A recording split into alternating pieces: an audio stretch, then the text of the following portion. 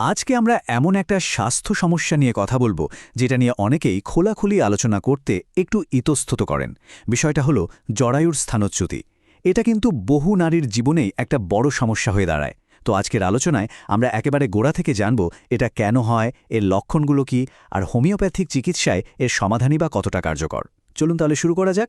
তো প্রথমেই যে প্রশ্নটা মাথায় আসে সেটা হলো জরায়ুর স্থানচ্যুতি বা ইউটেরাইন প্রোল্যাপস জিনিসটা ঠিক কী। চলুন প্রথমে এই ধারণাটাই একদম পরিষ্কার করে নেওয়া যায়। চলুন তাহলে জেনে নিই এর একটা সহজ সরল সংজ্ঞা। দেখুন, ব্যাপারটা খুব সহজ।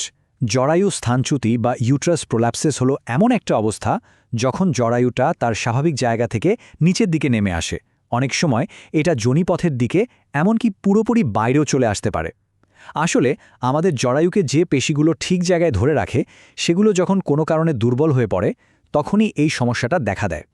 কিন্তু প্রশ্ন হলো এই পেশিগুলো দুর্বল হয় কেন? ঠিক কি কারণে জরায়ু তার নিজের জায়গা থেকে সরে আসতে পারে? চলুন এর পেছনের কারণগুলো একটু খুঁজে দেখি। এর পেছনে কিন্তু বেশ কয়েকটা কারণ থাকতে পারে। যেমন ধরুন, বারবার সন্তান প্রসব, বিশেষ করে যদি সেটা স্বাভাবিক প্রসব বা নর্মাল ডেলিভারি হয়, তখন জরায়ুকে ধরে রাখা পেশিগুলো অনেকটাই দুর্বল হয়ে যায়। আবার বয়স বাড়ার সাথে সাথেও কিন্তু স্বাভাবিকভাবেই শরীরের পেশিশক্তি কমে, সেটাও একটা বড় কারণ। তাছাড়া যারা নিয়মিত খুব ভারী জিনিস তোলেন বা যাদের দীর্ঘদিনের কাশির সমস্যা আছে, তাদের পেটের উপর বাড়তি চাপ পড়ে, যা থেকেও এই সমস্যাটা হতে পারে। কারণগুলো তো আমরা বুঝলাম, কিন্তু কেউ বুঝবেন কি করে যে তিনি এই সমস্যায় ভুগছেন? মানে এর লক্ষণগুলো কি? চলুন এবার সেই উপসর্গগুলো নিয়ে কথা বলা যাক। এর কিছু খুব সাধারণ লক্ষণ আছে যেগুলো থেকে বিষয়টা আঁচ করা যায়।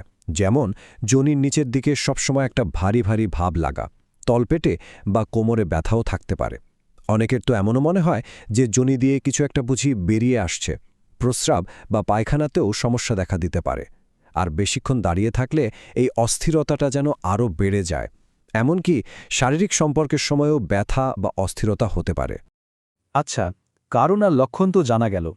এখন আসা যাক আসল কথায়, এর সমাধান কি? বিশেষ করে হোমিওপ্যাথিতে এর জন্য কী ধরনের সমাধান আছে?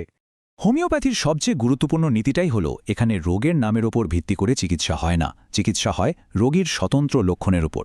যেমন ধরুন, সেপিয়া ওষুধটা তখনই দেওয়া হয় যখন জরায়ুতে ভারী বোধ হওয়ার সাথে সাথে রোগীর মধ্যে একটা মানসিক বিরক্তি বা উদাসীনতা দেখা যায়।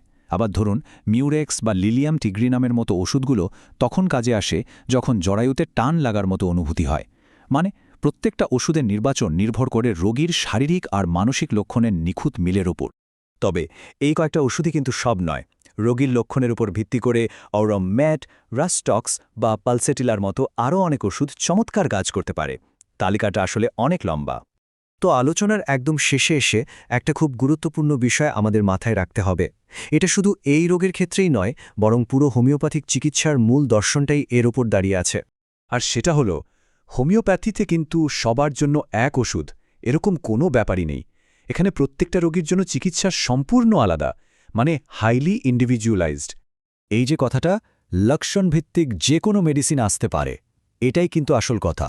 রোগীর সামগ্রিক লক্ষণ যদি মিলে যায় তাহলে যে কোনো ওষুধই তার জন্য সেরা হতে পারে। কারণ হোমিওপ্যাথি রোগের নামের চিকিৎসা করে না, রোগীর চিকিৎসা করে। আসলে এর মূল লক্ষ্যটাই হল রোগীর ধাতুগত চিকিৎসা করা। এর মানে হল শুধু জরায়ুর সমস্যাটা সারিয়ে তোলা নয়, বরং মানুষটার পুরো শারীরিক মানসিক গঠন বা কনস্টিটিউশনকে বুঝে চিকিৎসা করা, যাতে তিনি ভেতর থেকে শক্তিশালী হয়ে ওঠেন। তাহলে শেষ প্রশ্নটা এটাই থাকল, কোনো একটা রোগকে আলাদা করে না দেখে পুরো শরীর আর মনকে একটা ইউনিট হিসেবে দেখা, স্বাস্থ্যের প্রতি এমন একটা সামগ্রিক দৃষ্টিভঙ্গি কি তাহলে আসল সমাধান? এটা কিন্তু আমাদের সবাইকে ভাবাবে।